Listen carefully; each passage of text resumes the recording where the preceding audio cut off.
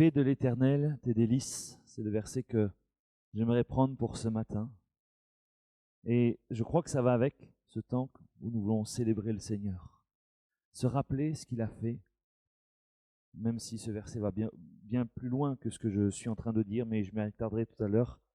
Si Dieu le permet, dans le temps que nous aurons, fais de l'Éternel tes délices. Et j'aimerais que ça puisse être notre choix ce matin, de faire de l'Éternel mes ou mon délice, parce qu'il est tout, parce qu'il est suffisant, parce qu'il me donne toutes choses. Il est le seul et unique vrai Dieu. J'aimerais placer ce temps sous son regard et sous sa conduite, sous sa bénédiction. Seigneur, merci.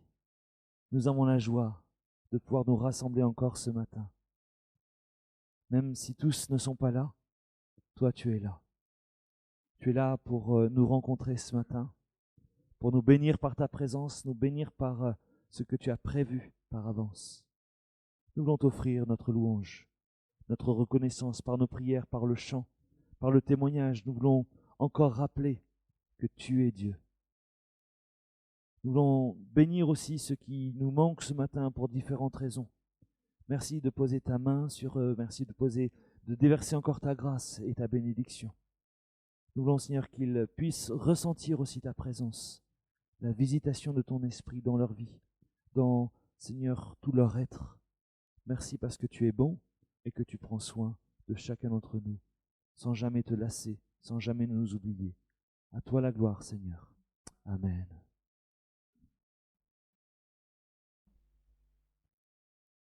Bonjour à chacun.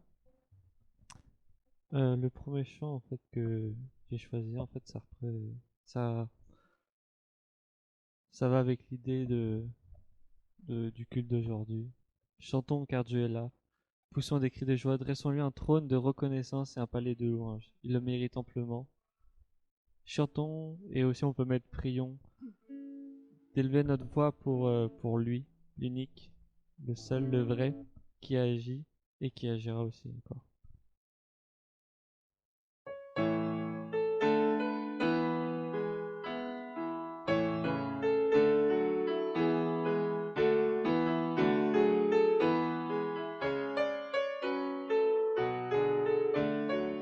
Chantons. Chantons, car Dieu est là, poussons des cris de joie, laissons-lui un trône de reconnaissance, un palais de louange. Chantons le roi des rois, son amour durera, et quand on le loue, sa gloire descend sur nous dans son temple ici-bas. Chantons car Dieu est là. Jésus demeure au milieu de son peuple quand il vient le louer. Jésus demeure au milieu de son peuple quand il vient l'adorer. Chantons car Dieu est là, poussons des cris de joie, dressons-lui un trône de reconnaissance, un palais de louange. Chantons le roi des rois, son amour durera, et quand on le loue, sa gloire descend sur nous dans son temple ici-bas. Chantons car Dieu est là. Nous sommes tous assemblés pour l'adorer avec nos instruments joyeux de ce que Dieu nous a sauvés. Faisons monter nos chants, chantons car Dieu est là.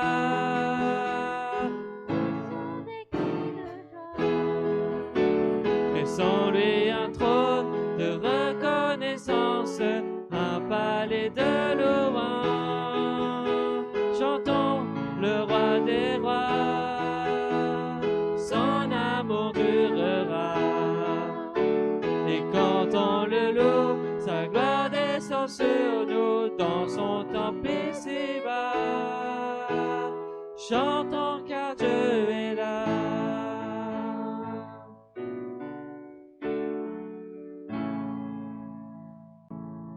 Amen, Dieu est là. Vous le croyez? Il mérite tout, la gloire, la reconnaissance de nos cœurs. Parce que c'est lui qui agit, nous ne sommes rien, mais il vient vers nous et il nous tend la main. Alors offrons-lui ce qu'on peut lui offrir, notre reconnaissance.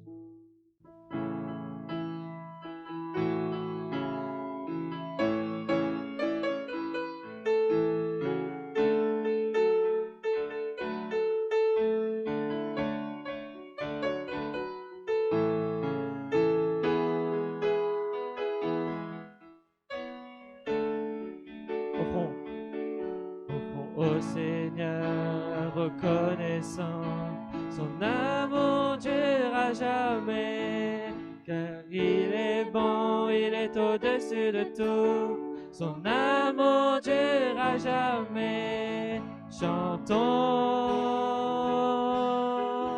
louons, Dieu de main puissante et d'un bras tendu, son amour durera jamais. Il nous donne une vie nouvelle, son amour durera jamais. Chantons, louons, chantons, louons. Jamais Dieu est fidèle, à jamais Dieu est fort, à jamais Dieu est avec nous, à jamais, à jamais, à jamais Dieu est fidèle, à jamais Dieu est fort, à jamais Dieu est avec nous, à jamais, à jamais, à jamais. Du lever du soleil jusqu'à son coucher, son amour durera jamais. Par la grâce de Dieu, nous persévérons, son amour durera jamais. Chantons, louons, chantons, louons.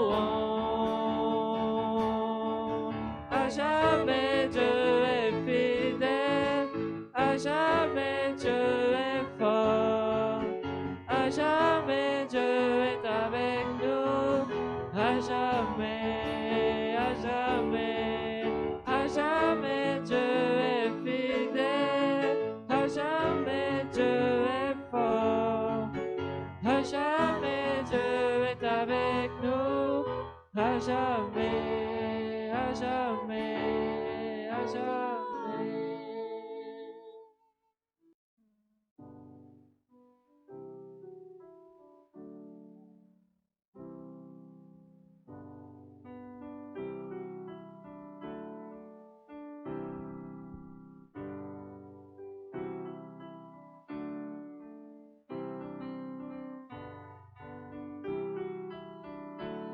Je loue ton nom éternel.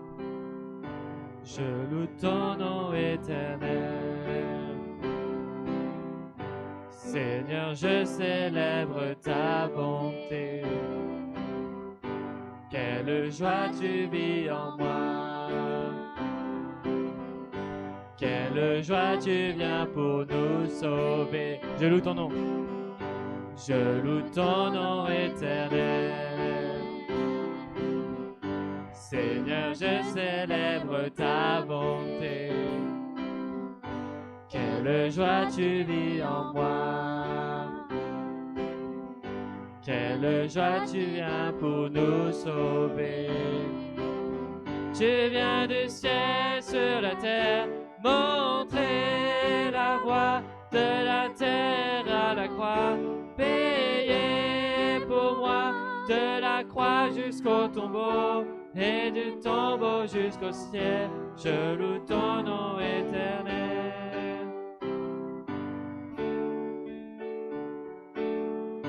Je loue ton nom éternel.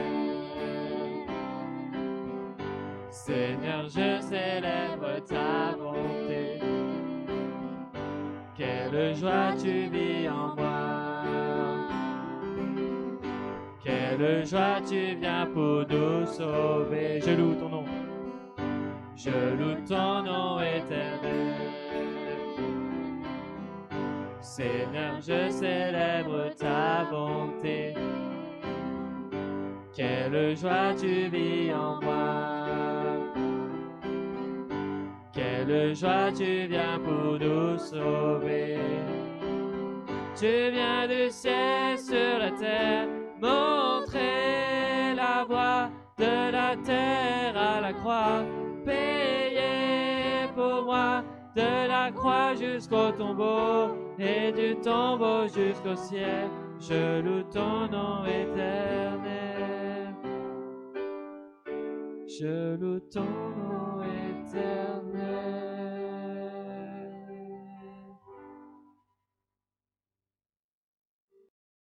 J'ai commencé ce culte par ce verset « Fais de l'Éternel tes délices ». Il est tiré du psaume 37 et au verset 4. Et la suite de ce verset « Et il te donnera ce que ton cœur désire ». Tu avais une autre version, Matthieu? Ah oui, oui, ça va avec. Fais de l'Éternel tes délices et il donnera ce que ton cœur désire. Je ne sais pas, vous, comment vous prenez ce verset, mais j'ai déjà certainement vécu et vu aussi autour de moi des personnes dire « Ah ben, je vais prier au Seigneur et je vais obtenir ce que je désire. » Et puis comme il est écrit que la prière du juste est d'une grande efficacité, tout va bien. Je caricature, mais peut-être que parfois on vit ainsi. Et que d'autres, en tout cas autour de nous, cherchent à vivre ce verset, faisant de Dieu un exécutant. Nous lui disons ce qu'il a à faire, ou parce qu'on est juste là, alors il a l'obligation de faire. Et puis surtout, on aimerait recevoir ce que mon cœur désire. Et si je posais la question, qu'est-ce que votre cœur désire? Peut-être qu'il serait bon de se poser en tout cas la question pour soi. Je ne sais pas quelle serait la réponse, il y en aurait certainement plusieurs. Et on s'attendrait, puisque je fais d'Éternel mes délices, je l'ai loué ce matin, je l'ai adoré. J'ai dit de belles choses au travers des chants, de la prière spontanée, au travers des témoignages.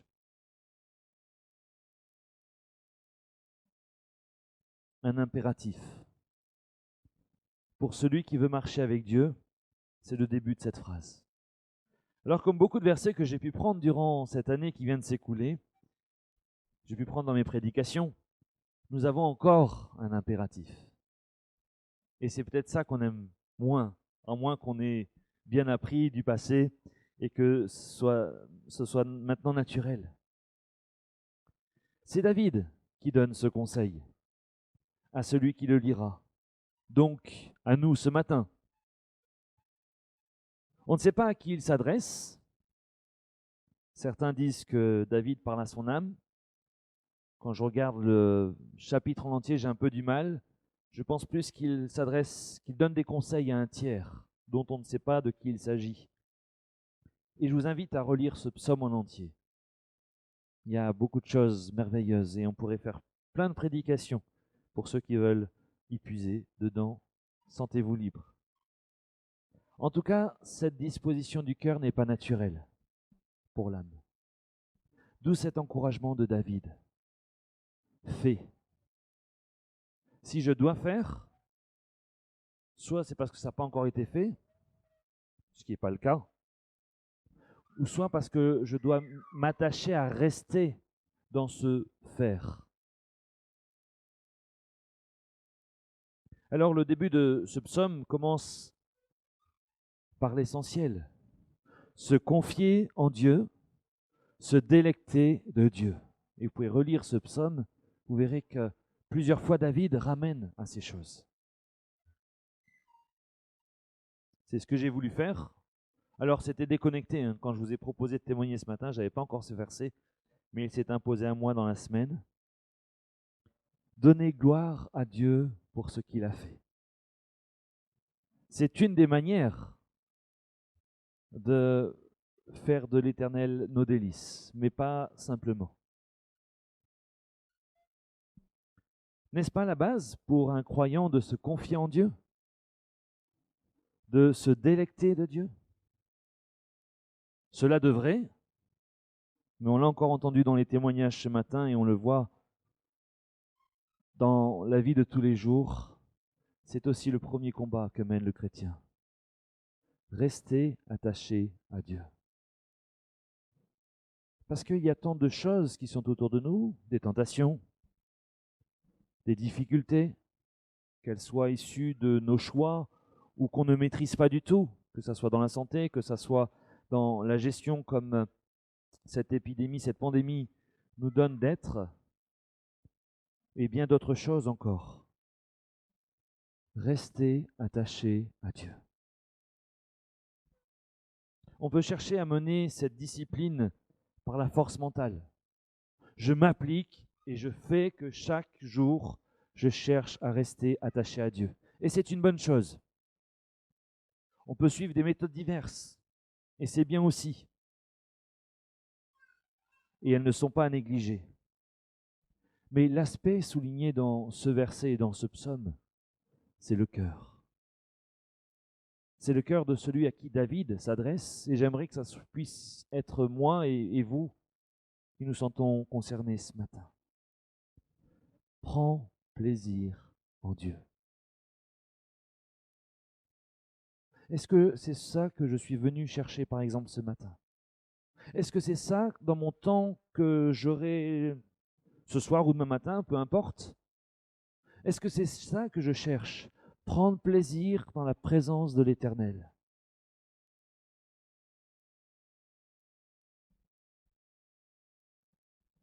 Combien de fois nous vivons ces premiers versets, que vous relisez dans le verset 1 et 2, pour regarder à côté de nous? Vous savez, ce méchant qui ne cherche pas à vivre selon la loi de l'Éternel et qui a priori tout lui réussit. Et David le dit, il l'a dit à plein d'autres endroits dans les psaumes. Des fois, c'est pas évident. Peut-être qu'on est irrité. Peut-être qu'on envie certaines positions. Apparemment, lui, il a réussi. Et il n'a pas l'air d'avoir trop de difficultés. Ça, c'est pour quand on envie le méchant. Mais on peut aussi être irrité par des choses qui se passent autour de nous. Et on va avoir quelque chose qui vient ruminer dans le cœur. Et pourquoi? Pourquoi Dieu laisse ceci et cela? Pourquoi il y a des gens qui font autant de mal à d'autres? Et a priori, il y a comme une impunité sur leurs actions. Mais dans tous les cas, le bien-être du méchant ne durera pas à l'éternité. Elle s'arrêtera au plus tard avec la vie ici-bas. Parce qu'après viendra le jugement.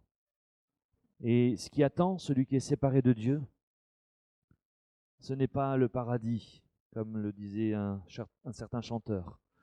On n'ira pas tous au paradis.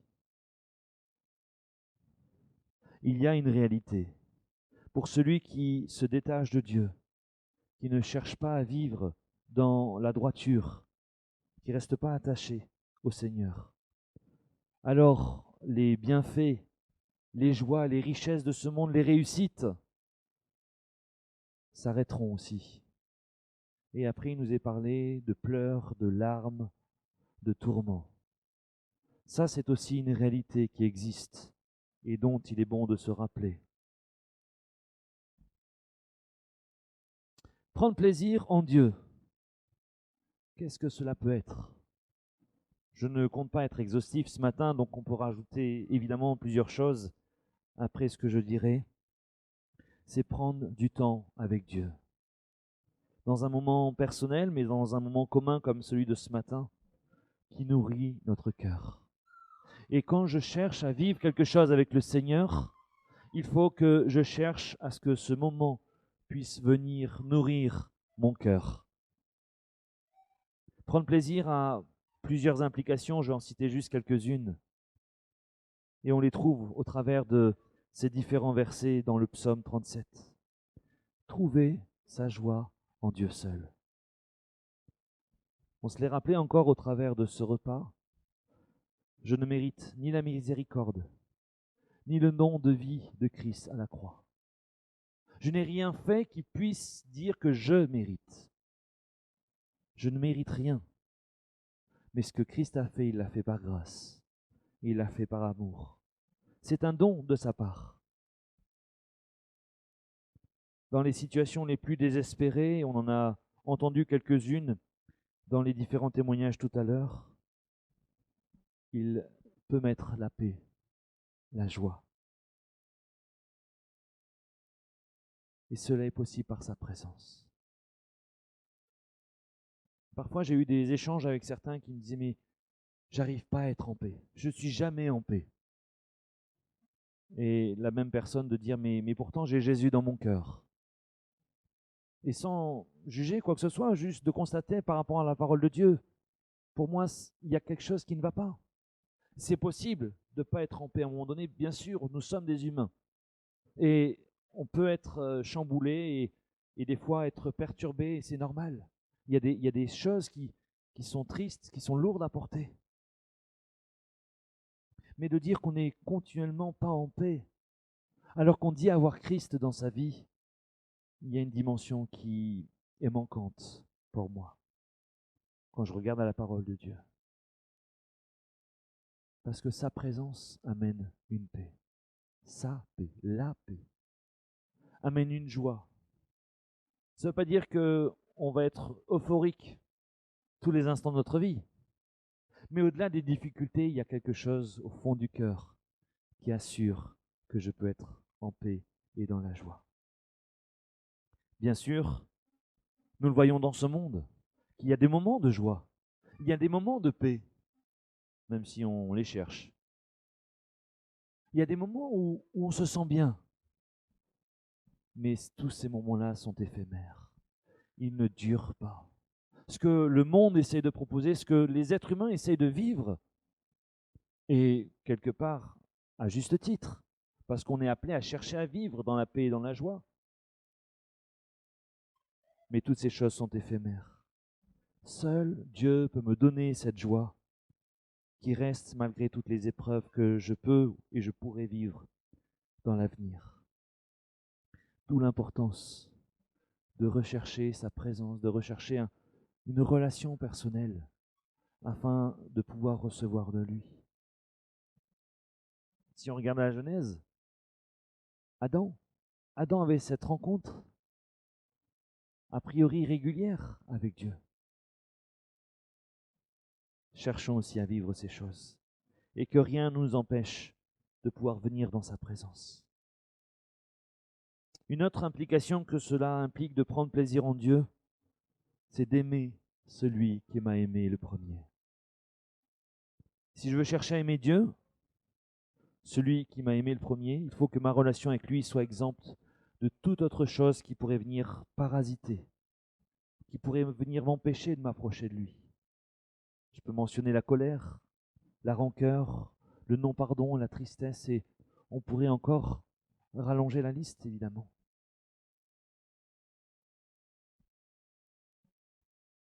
Parfois, on cherche la présence de Dieu. On vient dans cette rencontre avec lui parce qu'on aime ces moments de rencontre. Et puis on dit, mais Seigneur, qu'est-ce qui se passe? Pourquoi ce silence?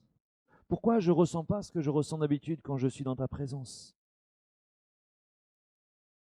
Sonde moi, connais mon cœur. Regarde si je suis sur une mauvaise voie. Et conduis-moi ou ramène-moi sur le chemin de l'éternité. Tout ce que je peux stocker dans un coin de mon cœur, dans un coin de mes pensées, qui ne se voit pas forcément.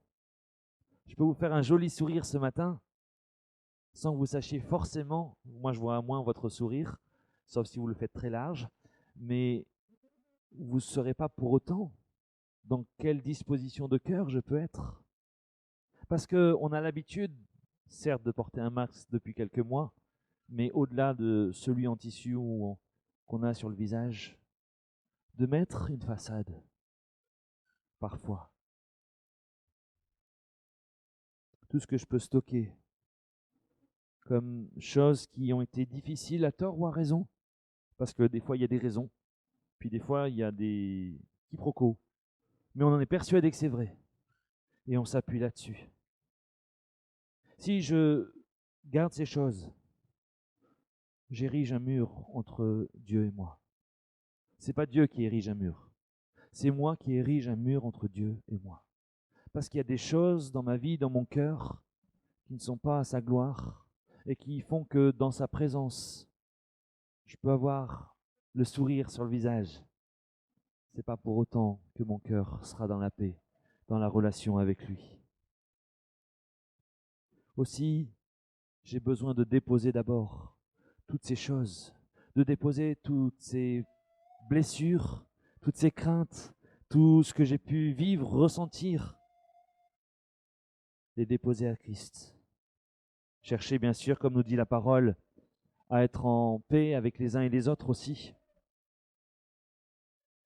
Et quand mon cœur est bien disposé, quand mon cœur n'est pas encombré de ces choses, rien ne sert de les chercher. Si Dieu les révèle, il va les révéler, vous inquiétez pas. Puis des fois, il y a des choses qu'on n'a pas besoin que Dieu nous révèle parce qu'on le sait déjà. Et c'est aussi à régler, évidemment. Quand j'ai déposé toutes ces choses, alors ma relation, mon amour pour lui peut être plein et entier. Elle n'est pas parasitée, elle n'est pas perturbée par ces choses qui viennent nuire. Et j'aurai du plaisir à être dans sa présence. Je vais pouvoir aimer celui qui m'a aimé.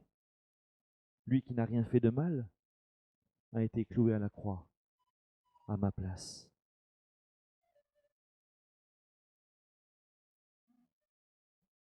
Un troisième élément que je pourrais citer ce matin, méditer sa parole.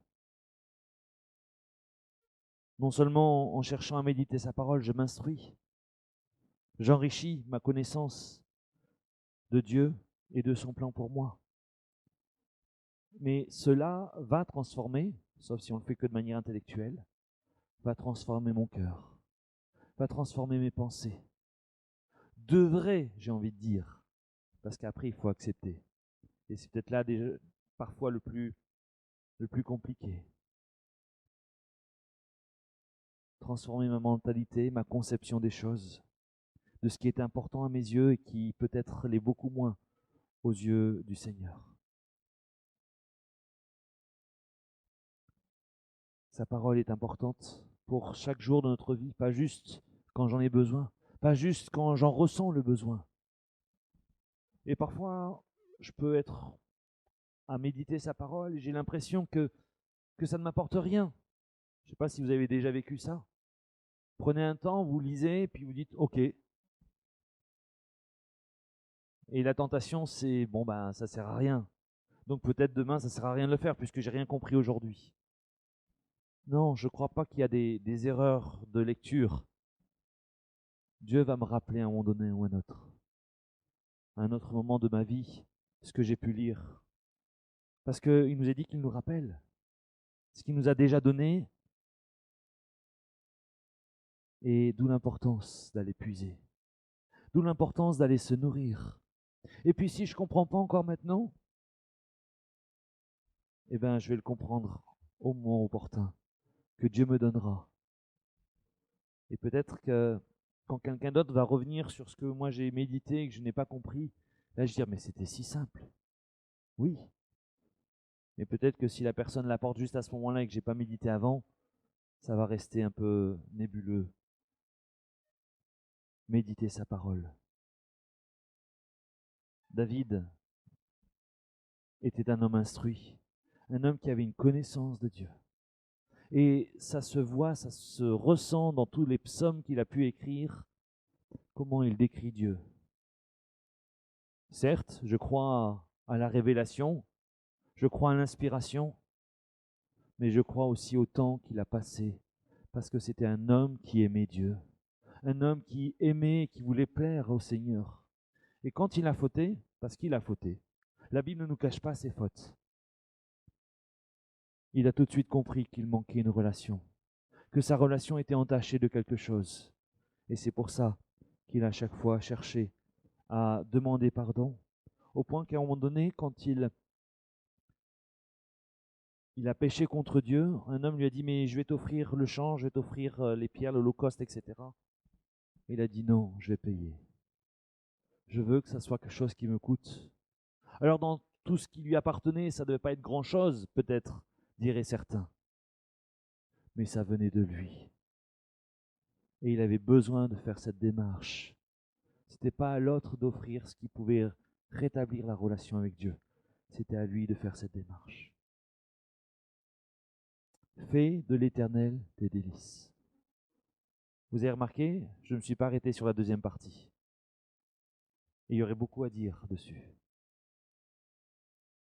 Parce que, est-ce que c'est le désir de l'homme que Dieu honore uniquement?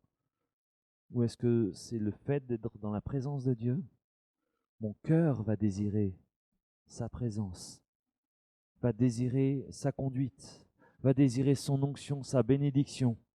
Et Dieu va donner parce que nous sommes dans cette relation. Faire de Dieu notre priorité, fait de l'Éternel, va transformer, je l'ai dit mais je le répète, notre cœur et notre façon de voir et vivre les choses.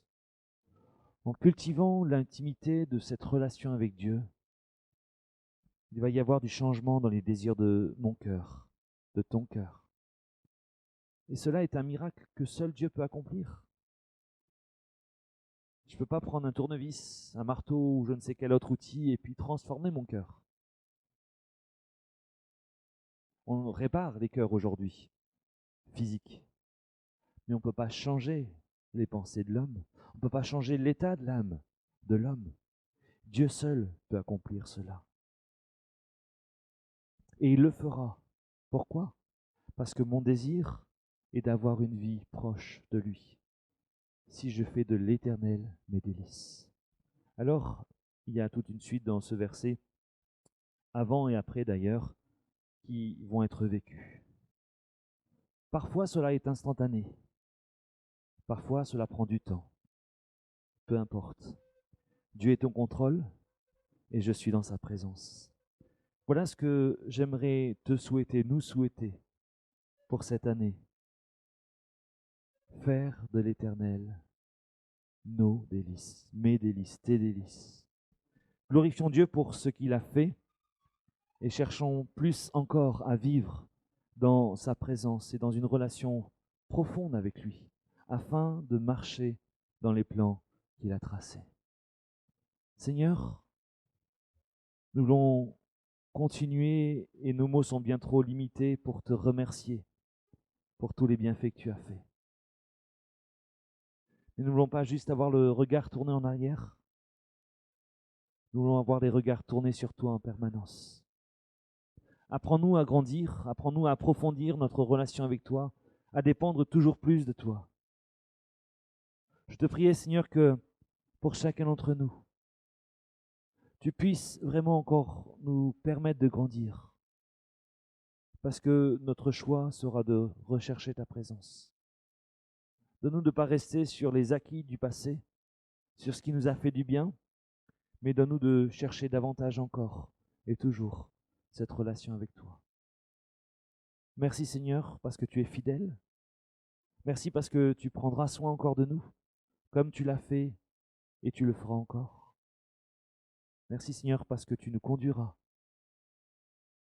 Merci Seigneur pour cette possibilité que nous avons d'être simplement avec toi. Que ton nom soit béni et glorifié. À toi la gloire. Amen.